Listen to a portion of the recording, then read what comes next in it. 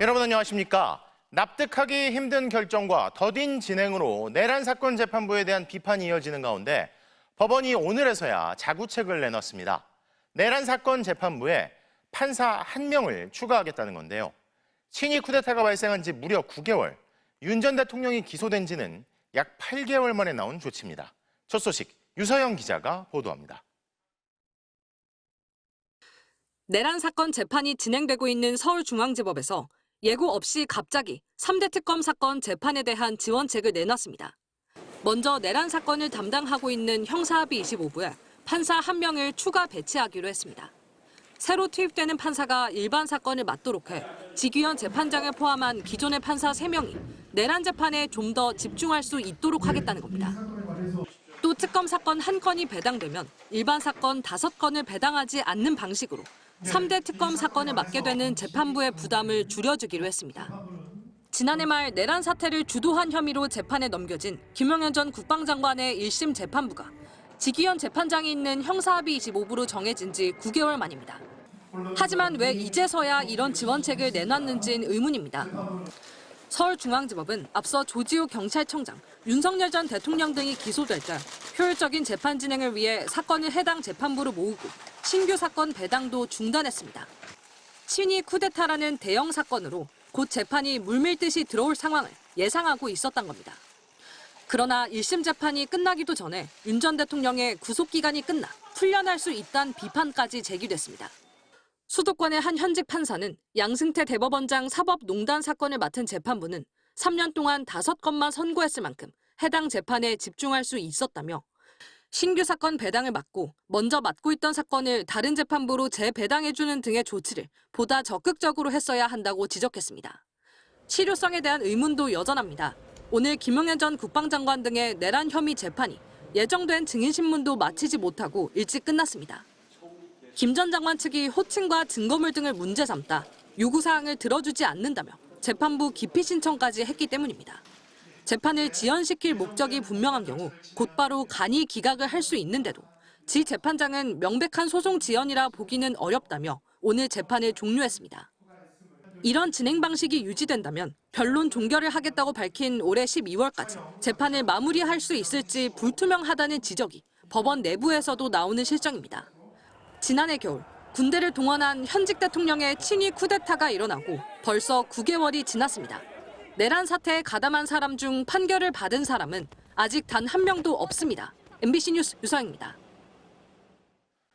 김건희 씨가 공천을 직접 챙겼다고 전해지고 그에 앞서 김건희 씨 측에 1억 원이 넘는 고가의 그림을 건넨 혐의를 받는 김상민 전 검사가 오늘 새벽 구속됐습니다. 이제 수사는 공천 개입이나 매관 매직 의혹 등 김건희 윤석열 부부를 겨냥한 뇌물 혐의로 이어질 전망입니다. 이혜리 기자가 보도합니다.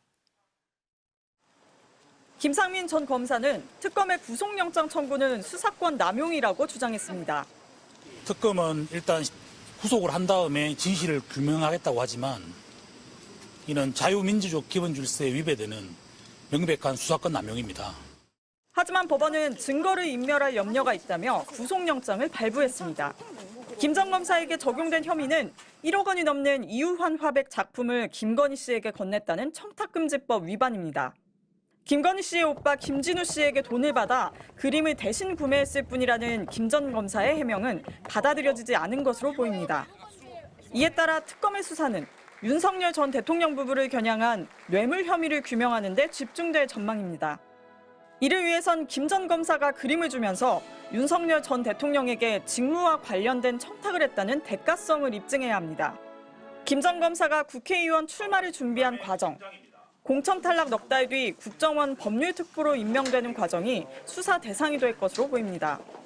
김건희 여사가 저한테도 김상민을 이제 밀어라 이렇게 연락이 오고요. 그래서 김상민은 또 그 캠프 안에서 김건희 여사가 출판 기념회에 올 것이다. 또 뇌물이 공무원에게 적용되는 혐의인 만큼 윤 전 대통령이 김건희 씨가 금품과 청탁을 받은 걸 인지하고 부적절한 영향력을 행사했는지도 수사로 입증돼야 합니다. 청탁금지법 위반의 최고 형량은 징역 3년. 그러나 뇌물죄의 경우 수뢰액이 1억 원 이상이면 무기 또는 10년 이상의 징역에 처해집니다. 김 전 검사가 도박 사이트 운영자에게 받은 돈으로 그림을 샀다는 말을 들었다는 진술도 확보된 만큼 자금 출처에 대한 수사도 이어질 것으로 보입니다. MBC 뉴스 이혜리입니다. 롯데카드 해킹으로 개인정보가 유출된 피해 고객 수가 297만 명에 달하는 것으로 확인됐습니다. 롯데카드 대표이사가 직접 사과하고 부정사용 등 피해가 발생하면 전액 보상하겠다고 밝혔는데요. 금융당국은 최대 수준의 제재를 예고했습니다. 김민형 기자가 취재했습니다. 개인정보가 유출된 고객 수는 297만 명에 달했습니다. 롯데카드 회원 960만 명 중 3분의 1에 해당합니다. 카드 번호와 유효기간, 비밀번호 앞 두 자리, 카드 뒷면 CVC 코드는 물론이고 생년월일과 전화번호, 가상결제 코드 등 각종 정보가 모두 털렸습니다. 특히 28만 명은 거의 모든 정보가 유출돼 당장 카드를 재발급받아야 합니다.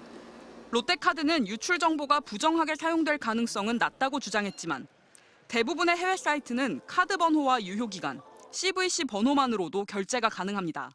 47만 명은 주민번호 같은 정보가, 222만 명은 암호화된 결제 내역이 유출됐습니다. 고객에게 전가하지 않겠습니다. 저희 롯데카드가 책임지고 피해액 전액을 보상할 것입니다. 롯데카드는 정보가 유출된 고객 모두에게 최대 10개월 무이자 할부를 제공하고 카드 재발급 대상인 28만 명에게는 연회비를 면제하기로 했습니다. 롯데카드 때문에 피해를 봤는데 카드를 계속 써야 보상을 받는 셈입니다. 미국 등 금융 선진국에서는 개인정보 유출 사고나 카드 도용 등 사기 거래 발생 시 금융사가 거의 전적으로 책임을 집니다. 때문에 금융사는 보안과 사기 거래 방지에 막대한 투자를 합니다. 반면 한국은 보이스피싱 등 사기 거래는 물론이고 보안 책임도 복잡한 인증 절차를 통해 고객에게 떠넘기는 게 현실입니다. 미국 같은 경우는 이제 집단소송제나 이런 게 발달돼 있어서 피해자 한두 명이 소송을 걸면 그 피해를 받았던 전체가 다 똑같이 배상을 받거든요.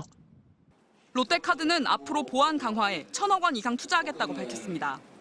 이번 해킹은 2017년에 보안 취약점이 확인된 서버에서 일어났고 고객의 주민번호와 비밀번호 등 민감한 정보는 이미 유출됐습니다. 금융당국은 이번 사태에 대해 일벌백계하겠다며 최대 수준의 제재를 예고했습니다. 또 중대한 보안 사고가 일어나면 징벌적 과징금을 매기는 제도 도입을 추진하기로 했습니다. MBC 뉴스 김민영입니다. 통일교 신도들의 국민의힘 집단 입당 의혹을 수사하고 있는 특검이 국민의힘 당원 명부 확보를 위해 중앙당사와 당원 명부를 관리하는 서버업체 압수수색에 나섰습니다.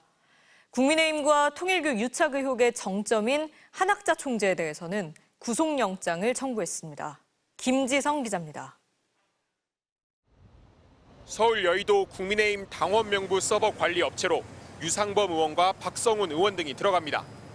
김건희 국정농단 특검팀이 서버 업체에 대해 압수수색에 나서자 모여든 겁니다. 앞서 국민의힘 반발로 압수수색 영장 집행이 무산되자 특검은 당원 명부를 확보하기 위해 중앙 당사와 동시에 서버 업체에 대한 압수수색을 시도했습니다. 당원 명부를 절대 내줄 수 없다고 하자 이제는 저희 당원 명부를 관리하는 민간 업체까지 빈집 털이하듯이 쳐들어와서 국민의힘은 이번에도 중앙 당사에서 특검 압수수색을 막아서며 당원 명부 제출을 거부했습니다. 이미 제출이 불가능할 경우 강제 수사에 착수하는 것으로 기재가 되어 있음에도 불구하고 특검이 이미 제출을 무시하고 현재 강제적으로 압수수색을 진행하고 있는 상황이라는 점을 말씀드립니다. 통일교는 지난 2023년 3월 국민의힘 전당대회를 앞두고 권성동 의원을 지원하기 위해 교인들을 대거 국민의힘에 입당시켰다는 의혹을 받고 있습니다. 특검은 국민의힘에 대한 통일교의 지원이 결국 한학자 총재의 지시에서 나온 것으로 보고 한 총재에 대해선 구속영장을 청구했습니다. 지난 2022년 대선을 앞두고 권성동 의원에게 불법 정치자금 1억 원을 전달하고 건진법사 전성배 씨를 통해 김건희 씨에게 고가의 목걸이와 가방을 전달하며 청탁하는 데 관여한 혐의 등이 적용됐습니다. 권성동 의원에게 1억 원 왜 전달하셨나요? 내가 왜 그럴 필요가 있습니까? 청탁을 직접 지시하거나 승인한 게 아닌가요? 없어요. 한 총재의 비서실장이었던 정원주 씨도 불법 정치자금 전달에 관여했다고 보고 구속영장을 청구했습니다. 두 사람에 대한 구속영장 실질 심사는 다음 주 월요일 열릴 예정입니다. MBC 뉴스 김지성입니다. 서울을 동서로 가로지르는 한강버스가 오늘 정식 운항을 시작했습니다. 마곡에서 잠실까지 2시간이 넘게 걸린다고 하는데 당초 목표대로 출퇴근길 대안이 될 수 있을까요? 고재민 기자가 보도합니다. 서울 첫 수상 대중교통인 한강버스의 첫 운항을 앞두고 선착장은 시민들로 가득 찼습니다. 오늘 마침 출근 안 하는 날이라 한번 타보러 왔어요. 이제 처음이니까 막 설레기도 하고 참 좋은 것 같아요. 이렇게. 한강버스는 오세훈 서울시장의 역점 사업입니다. 시원한 바람을 느끼면서 훌훌 털어버리고 퇴근해야 되겠다. 뭐 이런 생각할 수 있는. 하지만 선박 건조가 지연되면서 총 사업비는 폭증했고 혈세 낭비 논란도 커졌습니다. 이 같은 우여곡절 끝에 정식 운항이 시작된 겁니다. 마곡에서 출발한 이 한강버스는 종착지인 잠실까지 총 28.9km를 운행하게 됩니다. 선착장은 모두 7개로 교통카드로 3,000원을 내거나 기후동행 카드에 5,000원을 추가하면 탈 수 있습니다. 출퇴근길 혼잡을 줄이는 게 당초 서울시의 목표였습니다. 하지만 문제가 적지 않습니다. 우선 지하철보다 느린 소요시간. 마곡에서 잠실까지 2시간이 넘게 걸리는데 당초 계획보다 50분 넘게 늘어났습니다. 급행도 예정보다 30분가량 더 걸려 1시간 22분이 소요됩니다. 출근용으로다가는요 어려워요. 이게 내려서 다시 환승해야 되고. 다른 수단에 비해서는 시간이 좀 더 걸리니까 그게 조금 아쉬운 것 같아요. 굳은 날씨도 변수입니다. 폭우가 내린 어제 한강 가시거리가 1km 아래로 떨어지면서 예정된 시승식이 취소되기도 했습니다. 운항 첫날 배 안에 경사로가 준비되지 않아 휠체어를 탄 승객이 선실로 들어가지 못했고 안으로 들어가라고 그러는데 들어갈 방법이 없어요. 빈 좌석이 제대로 확인되지 않아 탑승이 지연되면서 거친 항의가 속출하기도 했습니다. 지금 2시간이나 기다렸는데 다 타는데 정말 승진하네 정말. 서울시는 다음 달 10일부터 첫 출발 시간을 아침 7시로 앞당기고 급행 노선도 본격 도입한다고 밝혔습니다. MBC 뉴스 고재민입니다.